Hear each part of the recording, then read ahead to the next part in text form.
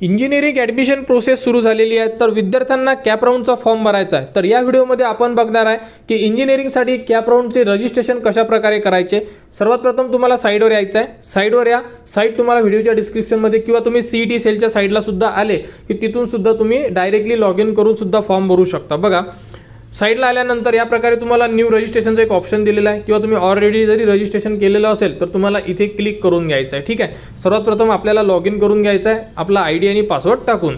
तर बघू शकता यामध्ये तुमचा ईमेल ID टाका, पासवर्ड टाका आणि साइन इन करा। ईमेल ID तोच जो तुम्ही CETचा फॉर्म भरताना यूज केलेला आहे किंवा स्कोर कार्ड काढताना यूज केलेला आहे तोच ID टाका, पासवर्ड टाका आणि साइन इन करा।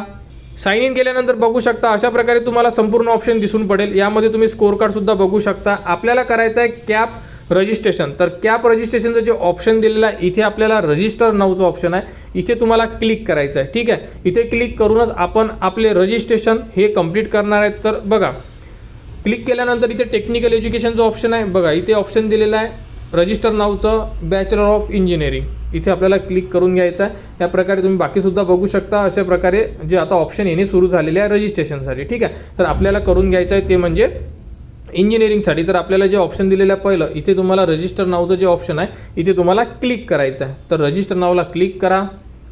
क्लिक केल्यानंतर तुम्हाला विचारण्यात येत आहे की तुम्ही MST CET 2026 दिलेली आहे का। तर यस क्लिक करा। यस क्लिक केल्यानंतर बघू शकता इथे तुम्हाला ॲप्लिकेशन नंबर मागताय, इथे तुम्हाला तुमचा रोल नंबर आणि इथे तुम्हाला तुमची जन्मतारीख, ही 3 इन्फॉर्मेशन तुम्ही ॲड केली की तुम्हाला चेक PCM CET डिटेल्सला क्लिक करायचं आहे। तुमच्यासमोर तुम्हाला मिळालेले मार्क्स हे येऊन जाणार आणि जर ते आले नाही तर तुम्ही यामध्ये काहीतरी मिस्टेक केलेली आहे असे तुम्ही समजा। म्हणजे जन्मतारीख चुकलेली असू शकते, रोल नंबर यामध्ये कुठेतरी तुम्ही काही मिस्टेक केलेली आहे, हे एकदा चेक करा, परत करेक्ट करा आणि चेक PCM CET डिटेल्सला तुम्हाला क्लिक करावं लागेल। तुम्हाला CETमध्ये जेवढे मार्क्स मिळालेले आहेत ते मार्क्स तुम्हाला डायरेक्टली इथे शो होऊन जाणार। तर अशा प्रकारे संपूर्ण माहिती फिल करा आणि आपले मार्क्स इथे चेक करा। बघू शकता PCM CET डिटेल्सला क्लिक केल्यानंतर डायरेक्टली तुमच्यासमोर अशा प्रकारे तुम्हाला मार्क दिसून पडेल।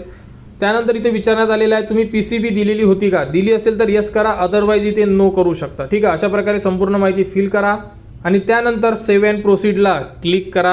सेव्ह अँड प्रोसीडला क्लिक केल्यानंतर बघू शकता तुमच्यासमोर एक रजिस्ट्रेशन फॉर्म आलेला आहे। या फॉर्ममध्ये तुम्हाला काही करायचं नाही आहे, ही माहिती आपण ब्लर केलेली। यामध्ये फक्त तुमची जी जन्मतारीख आहे ही परत तुम्हाला इन्सर्ट करून घ्यायची आहे। मोबाईल नंबर वगैरे, ॲड्रेस वगैरे संपूर्ण तुमचा CETच्या फॉर्म सारखाच आहे। काही दुरुस्ती करायची असेल तर तुम्ही चेंजेस करू शकता आणि जर संपूर्ण माहिती ओके असेल तर तुम्ही फक्त जन्मतारीख ॲड करा आणि त्यानंतर हा कॅप्चा इथे इन्सर्ट करा। ठीक आहे, आणि त्यानंतर सेव्ह अँड प्रोसीडला तुम्ही क्लिक करा। जर काही चेंजेस करायचे असेल तुम्हाला तर करू शकता, परंतु चेंजेस करण्याजोगतं तर काही आहे नाही, कारण की CETची जे डिटेल्स आहे, CETचा फॉर्म भरत असताना तुम्ही जे टाकलेली होती तीच माहिती त्यामध्ये तुम्हाला येणार आहे। फक्त जन्मतारीख तुम्हाला परत मागताय तिथे, ते जन्मतारीख टाकून घ्या आणि त्यानंतर प्रोसीड केले की तुम्हाला एक तुमच्या नंबरला OTP येणार। तो OTP तुम्हाला इथे इन्सर्ट करून घ्यायचा आहे आणि त्यानंतर व्हेरीफाय OTPला क्लिक करायचं आहे। बघू शकता व्हेरीफाय OTPला क्लिक केल्यानंतर आपला रजिस्ट्रेशन झालेला आहे। ॲप्लिकेशन ID तुमच्यासमोर दिसून पडत असेल तुम्हाला। ठीक आहे, अशा प्रकारे तुम्हाला ID मिळालेला आहे। तर आता करायचं आपल्याला प्रोसीड टू कंप्लीट ॲप्लिकेशन फॉर्मला क्लिक, म्हणजे आपण जो फॉर्म आहे आपला हा आता आपण कंप्लीट करणार। तर इथे आपल्याला क्लिक करायचं आहे। त्यानंतर बघू शकता आता सर्वात मेन पॉईंट आहे तो म्हणजे की तुम्हाला व्हेरिफिकेशन कोणतं घ्यायचं आहे। इथे आहे फिजिकल व्हेरिफिकेशन, इथे आहे ई स्क्रुनिटी मोड प्रोसीड।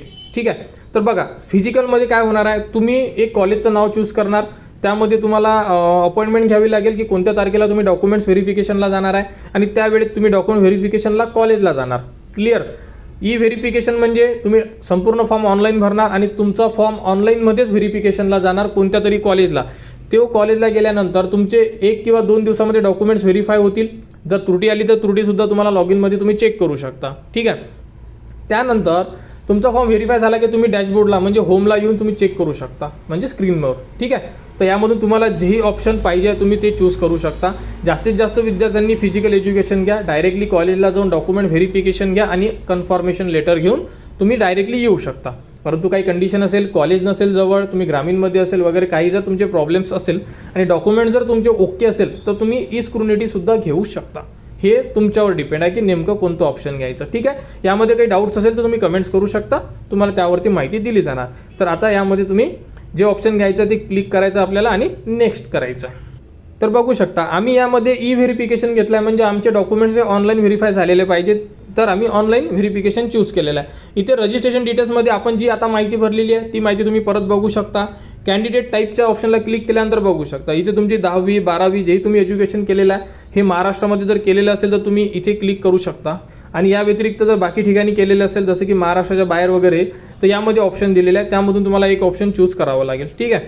तर अशा प्रकारे संपूर्ण माहिती यामध्ये फिल करा, म्हणजे टाईप चूज करा आणि त्यानंतर सेव्ह अँड प्रोसीड करा. त्यानंतर बघू शकता सेव्ह अँड प्रोसीड केल्यानंतर होम युनिव्हर्सिटीचं ऑप्शन येईल. यामध्ये बघा टाईप एसाठी कोणते डॉक्युमेंट्स आहे अशाबद्दल विचारण्यात आलेलं आहे. तर तुमच्याकडे डोमेसाईल सर्टिफिकेट किंवा बर्थ सर्टिफिकेट यामधून तुम्ही चूज करू शकता. त्यानंतर तुमच्याकडे ऑप्शन दिलेला आहे यामध्ये की तुम्ही 10वी कोणत्या जिल्ह्यामधून केलेली आहे टाका, 12वी कोणत्या जिल्ह्यामधून केलेली आहे हे इन्सर्ट करा, कोणत्या तालुक्यामधून केलेली आहे 12वी हे तुम्हाला इन्सर्ट करून घ्यायचं आहे. ठीक आहे. आणि त्यानंतर तुमची होम युनिव्हर्सिटी ऑटोमॅटिकली तुम्हाला येऊन जाणार. अशा प्रकारे टाईप एची इन्फॉर्मेशन तुम्हाला फिल करून घ्यायची आहे. ठीक आहे. तुम्ही डोमेसाईल सर्टिफिकेट काढलेलं असेलच, तुम्ही डोमेसाईल सर्टिफिकेट यामध्ये यस करा. त्यानंतर ऑप्शन आहे तुम्हाला तुमची कास्ट सिलेक्ट करायची. बघा यामध्ये संपूर्ण कास्टचा उल्लेख करण्यात आलेला आहे. तुमची कास्ट कोणती आहे, SC ST OBC VJ SBC या प्रकारे तुम्हाला एक कास्ट तुमची सिलेक्ट करायची आहे. तर आमची कास्ट यामध्ये OBC आहे तर आम्ही इथे OBCचं ऑप्शन चूज करणार आहे. तुम्ही तुमचे कास्ट सर्टिफिकेट चेक करा, त्यावरती संपूर्ण माहिती दिलेली आहे, त्याप्रकारे संपूर्ण माहिती बघा आणि यामध्ये आपली कास्ट चूज करा. ठीक आहे. बघा कास्ट चूज केल्यानंतर तुम्हाला पोटजात विचारण्यात येणार आहे, कुणबी आहे, माळी आहे, OBC आहे, त्यामुळे SC असेल तर तुम्हाला त्या प्रकारे चूज करावे लागेल. ठीक आहे. अशा प्रकारे आपली पोटजात सिलेक्ट करून घ्या. त्यानंतर तुम्हाला विचारण्यात आलेलं आहे तुमच्याकडे कास्ट व्हॅलिडिटी आहे का, तर आमच्याकडे आहे म्हणून आम्ही अवेलेबल करतो. तुम्ही अप्लाय केलेला असेल तर अप्लाय बट नॉट रिसीव्हमध्ये क्लिक करू शकता आणि जर तुमच्याकडे कास्ट व्हॅलिडिटी नसेलच तर तुम्ही इथे नॉट अप्लाईडसुद्धा करू शकता. आमच्याकडे आहे, आम्ही इथे अवेलेबल करतो आहे. ठीक आहे. रिसिप्ट असेल तर सेकंड नंबरचं ऑप्शन घ्या आणि रिसिप्टची संपूर्ण इन्फॉर्मेशन तुम्हाला रिसिप्टवरून टाकावी लागेल. ठीक आहे. त्यानंतर तुम्हाला नॉन क्रिमिनल लागणार आहे, आमच्याकडे आहे, आम्ही इथे अवेलेबलला क्लिक केलेलं आहे. अशा प्रकारे कास्टची इन्फॉर्मेशन फिल करून घ्या आणि संपूर्ण इन्फॉर्मेशन फिल केल्यानंतर तुम्हाला सेव्ह अँड प्रोसीडला क्लिक करायचं आहे. त्यानंतर बघू शकता सेव्ह अँड प्रोसीडला क्लिक केल्यानंतर इथे तुम्हाला स्पेशल रिझर्वेशनचं ऑप्शन आहे. हँडिकॅप आहे का, तर आम्ही इथे नाही आहे, नो केलेलं आहे. डिफेन्स म्हणजे पॅरेंट्स तुमचे काही एक सर्व्हिसमॅन आहे का किंवा आर्मीमध्ये याच्यामध्ये आहे का, तर इथे तुम्हाला ऑप्शन येणार आहे. त्यानंतर फॅमिली इन्कम आलेला आहे. TFWSचं ऑप्शन आलेलं आहे. तर TFWS हे 8 लाखाच्या आतमध्ये जर इन्कम असेल तर ते विद्यार्थी घेऊ शकतात आणि त्यांना जर TFWSमधून जर नंबर लागला त्यांचा तर त्यांना फी जी आहे ही 0 राहणार आहे. ठीक आहे. परंतु तुम्हाला तुमच्याकडे इन्कम सर्टिफिकेट असणं गरजेचं आहे, शेतूचं म्हणजे तहसीलदाराने दिलेलं. ठीक आहे. त्यानंतर अर्फन नाही आहे, त्यानंतर मायनॉरिटीसुद्धा नाही आहे. अशा प्रकारे स्पेशल रिझर्वेशनचं ऑप्शन फिल करून घ्या आणि त्यानंतर सेव्ह अँड नेक्स्टला क्लिक करा. त्यानंतर बघू शकता आपल्याला टाकायचे आपले क्वालिफिकेशन डिटेल्स. तर अगोदर 10वी कोणत्या बोर्डमधून होती तुमची, महाराष्ट्र बोर्ड. पासिंग इयर कोणत्या इयरला पास आहे तुम्ही, इथे तुम्हाला टाकायचा तुमचा सीट नंबर. क्लिअर. अशा प्रकारे माहिती भरून घ्या. त्यानंतर मॅथमॅटिक्सचे मार्क्स ऑप्टेन किती मिळालेले आहे, किती पैकी मिळालेले आहे. सायन्स आणि इंग्लिशचे मार्क्स तुम्हाला यामध्ये फिल करून घ्यायचे आहे. हे ऑटोमॅटिक येणार नाही आहे, तुम्हाला फिल करायचे आहे स्वतः. आणि त्यानंतर तुम्हाला टाकायचे ते ॲग्रिगेट मार्क्स म्हणजे कितीपैकी किती मिळाले आहे तुम्हाला. ठीक आहे. तर 500 पैकी किती मिळाले हे मार्क्स टाका, ऑटोमॅटिकली पर्सेंटेज तुमचे इथे कॅल्क्युलेट होऊन जाणार. ठीक आहे. 10वीचे पूर्ण सब्जेक्टचे मार्क्स टाका आणि 2 वेळा चेक करा. जर काही चूक झाली तर तुम्ही आता दुरुस्ती करू शकता. अशा प्रकारे संपूर्ण मार्क्स फिल करा आणि त्यानंतर आपल्याला HSC म्हणजे 12वीचे मार्क्ससुद्धा ॲड करायचे आहे. त्यानंतर बघू शकता आपल्याला विचारण्यात आलेलं आहे तुमचं शिक्षण. तर 12वीला क्लिक केलं आहे, इथे इंडियाला क्लिक केलं आहे, इथून बोर्ड सिलेक्ट करा, तुमचे पासिंग इयर सिलेक्ट करा, इथे तुम्हाला तुमचा रोल नंबर टाकायचा आहे. त्यानंतर इथे तुम्हाला तुमच्या आईचे नाव, त्यानंतर इथे तुम्हाला तुमचे जसे तुमच्या 12वीच्या मार्कशीटला नाव आहे तुमचे सेम टू सेम तुम्हाला नाव इथे इन्सर्ट करून घ्यायचे आहे. ठीक आहे. अशा प्रकारे संपूर्ण माहिती यामध्ये फिल करा आणि त्यानंतर एक लक्षात ठेवा तुम्हाला इथून चेक HSC डिटेल्सला क्लिक केलं की डायरेक्टली तुमचे जेवढी मार्क्स आहे म्हणजे संपूर्ण मार्क्स तुमचे ॲटोमॅटिकली इथे येऊन जाणार बोर्डामधून. ठीक आहे. तर आपल्याला बाकी मार्क्स ॲड करायचे नाही आहे, स्वतःहून डायरेक्टली फक्त चेक डिटेल्सला क्लिक करा. डायरेक्टली तुम्हाला तुमचे जे मार्क्स आहे हे स्क्रीनवर दिसून पडेल. तुम्हाला फक्त संपूर्ण माहिती ओके असणं गरजेचं आहे. जर काही मिस्टेक असेल तर तुम्ही ते एकदा चेक करा, काही स्पेलिंग वगैरे मिस्टेक झालेली आहे का नावाची वगैरे, रोल नंबर वगैरे. ठीक आहे. बघा अशा प्रकारे संपूर्ण मार्क्स आलेले आहे. आम्ही संपूर्ण डिटेल्स ॲड केलेली आहे मार्कशीटवरून, संपूर्ण मार्क्स आलेले आहे. संपूर्ण मार्क्स चेक करा, 10वीचे मार्क्ससुद्धा चेक करा आणि जर सगळं ओके असेल तर तुम्ही सेव्ह अँड प्रोसीडला क्लिक करा. त्यानंतर तुम्हाला JEE दिलेली आहे का, जर दिलेली असेल तर तुम्हाला इथे येस क्लिक करायचं आहे. येस क्लिक जर केलं तर तुम्हाला हा जो डाटा आहे तुमचा डिजिलॉकरवरून व्हेरीफाय करायला येणार. ठीक आहे. तर एकदा हे लक्षात ठेवा, अगोदर तुम्हाला डिजिलॉकरला लॉग इन करावं लागेल. त्यामध्ये JEEची मार्कशीट तुम्हाला अगोदरच ती व्हेरीफाय करून घ्यावी लागेल. ठीक आहे, ती मार्कशीट जर तुम्ही व्हेरीफाय केली समजा तरच ती मार्कशीट डायरेक्टली इथून तुम्ही आधार कार्ड नंबर टाकला OTPने दिसून पडेल. क्लिअर. परंतु जर तुम्ही डिजिलॉकरला जर मार्कशीट अगोदर व्हेरीफाय करून ठेवलेली नसेल तर इथे तुम्हाला ती मार्कशीट दिसणार नाही. क्लिअर. तर अगोदर लॉग इन करा, लॉग इनमध्ये ती मार्कशीट व्हेरीफाय करून घ्या आणि मगच तुम्ही ही जी प्रोसेस आहे करा.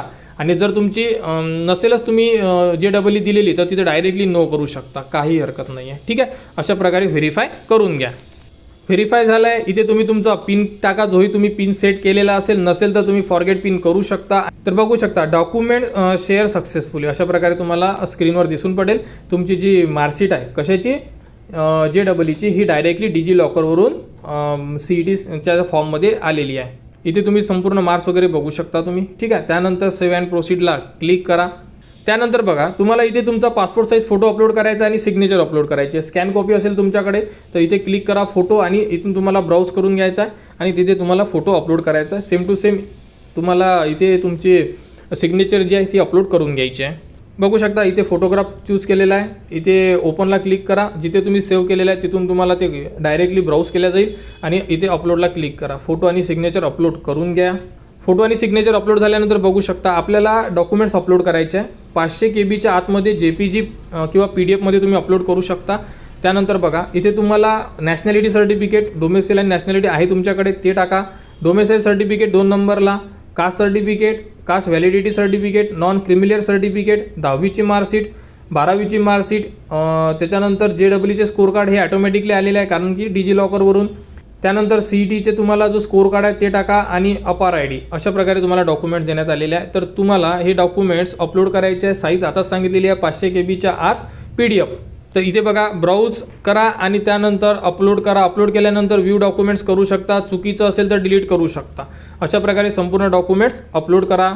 त्यानंतर बघू शकता कास्ट व्हॅलिडिटीचं ऑप्शन. तर यामध्ये बघा जर तुम्ही कास्ट व्हॅलिडिटी लेटेस्ट काढलेली असेल तर तुम्हाला अशा प्रकारे माहिती विचारण्यात येणार, कुठून काढलेली आहे, डिस्ट्रिक्ट कोणती होती आणि तुम्ही कास्ट व्हॅलिडिटी 2020 नंतर काढलेली आहे का. इथे कास्ट व्हॅलिडिटीचा नंबर टाकायचा आहे तुम्हाला जो बारकोडच्या खाली आहे एक्झॅक्ट आणि इथून तुम्हाला फेच डॉक्युमेंट करायचं आहे. डायरेक्टली तुमची जे कास्ट व्हॅलिडिटी आहे ही डायरेक्टली येऊन जाणार तुम्हाला. बघू शकता अशा प्रकारे तुमची कास्ट व्हॅलिडिटी आलेली आहे डायरेक्टली आणि त्यानंतर अपलोड करा. अपलोड केल्यानंतर डायरेक्टली अपलोड होऊन जाणार. तुम्ही इथे ब्राउज करून बघू शकता आणि बाकी डॉक्युमेंट्स स्टेप बाय स्टेप यामध्ये अपलोड करा. संपूर्ण डॉक्युमेंट अपलोड झाल्यानंतर सेव्ह अँड प्रोसीड करा. 1000 रुपयाची फी मागत आहे परंतु आपल्याला भरायची गरज नाही, ऑलरेडी भरलेली आहे. इथे नील आहे. त्यानंतर सेव्ह अँड प्रोसीडला क्लिक करा. सेव्ह अँड प्रोसीडला क्लिक केल्यानंतर बघू शकता तुम्ही आता हा आहे तुमचा फायनल फॉर्म. यामध्ये फोटो, सिग्नेचर, नाव, आईचे नाव, वडिलांचे नाव, जेंडर ही माहिती आपण ब्लर केलेली आहे कारण की यामध्ये पर्सनल इन्फॉर्मेशन असल्यामुळे. इथे कॅन्डिडेट टाईप, त्यानंतर TFWS, 10वी इन्फॉर्मेशन, त्यानंतर तुमचे आधार बेस जी इन्फॉर्मेशन आहे ती. मार्क्स चेक करा एकदा, 12वीचे 10वीचे संपूर्ण मार्क्स यामध्ये दिलेले आहेत चेक करा. JEE, त्यानंतर PCMचे मार्क्स चेक करा. म्हणजे A to Z इन्फॉर्मेशन एक नाही 2 वेळा चेक करा कारण की हा फॉर्म आम्ही ऑनलाईन व्हेरिफिकेशनसाठी घेतलेला आहे. हा फॉर्म डायरेक्टली व्हेरीफायला जाणार आहे. जर त्रुटी आली तर थोडा त्रास होऊ शकतो, त्यामुळे अगोदरच संपूर्ण माहिती 2 वेळा चेक करा आणि त्यानंतर तुम्हाला सबमिट करावं लागेल व्हेरिफिकेशनसाठी. तर तुमच्या मोबाईल नंबरवर एक OTP येणार सबमिशनसाठी. बघा अशा प्रकारे तुम्हाला इथे OTP टाकायचा आणि तुमचा फॉर्म हा सबमिट करायचा आहे. ठीक आहे. जर तुम्ही ऑफलाईन व्हेरिफिकेशन घेतलेलं असेल तर तुम्हाला तुमच्या जो फॉर्मची प्रिंट काढून जे कॉलेज तुम्ही सिलेक्ट केलेलं आहे आणि जी वेळ सिलेक्ट केलेली आहे त्या वेळेत तुम्हाला तिथे जाऊन आपले संपूर्ण डॉक्युमेंट्स हे व्हेरीफाय करावे लागेल. ठीक आहे. तर आम्ही ऑनलाईन घेतल्यामुळे इथे OTP टाकला आणि फॉर्म सबमिट केला. फॉर्म सबमिट झाल्यानंतर आपल्यासमोर फॉर्मची प्रिंट आलेली आहे. डाउनलोडचं ऑप्शनसुद्धा आलेलं आहे.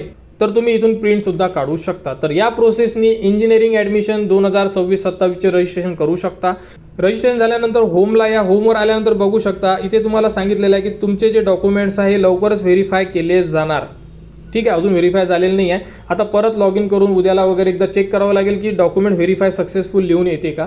आणि नंतर तुमचे डॉक्युमेंट व्हेरीफाय झाल्यानंतर सुद्धा तुम्हाला व्हिडिओ देण्यात येणार की तुमचे डॉक्युमेंट्स व्हेरीफाय झालेले आहे किंवा त्रुटी आलेली आहे याबद्दल सुद्धा तुम्हाला माहिती आपल्या चॅनलवर देण्यात येणार. ठीक आहे. तर इंजिनिअरिंग ॲडमिशन 2026-27 बद्दल ज्याही विद्यार्थ्यांना रजिस्ट्रेशन करायचे आहे या प्रोसेसनी तुम्ही रजिस्ट्रेशन करू शकता. तर लवकरात लवकर आपले रजिस्ट्रेशन करा. कोणाला कुठेही अडचण असेल तुम्ही कमेंट्स करू शकता. कमेंट्सवर तुम्हाला संपूर्ण माहिती दिली जाणार. तर इंजिनिअरिंग ॲडमिशन 2026-27च्या पुढील अपडेटसाठी आपल्या चॅनलच्या कनेक्टमध्ये राहा. चॅनलला सबस्क्राईब करा व हा व्हिडिओ इतरांपर्यंत शेअर करा.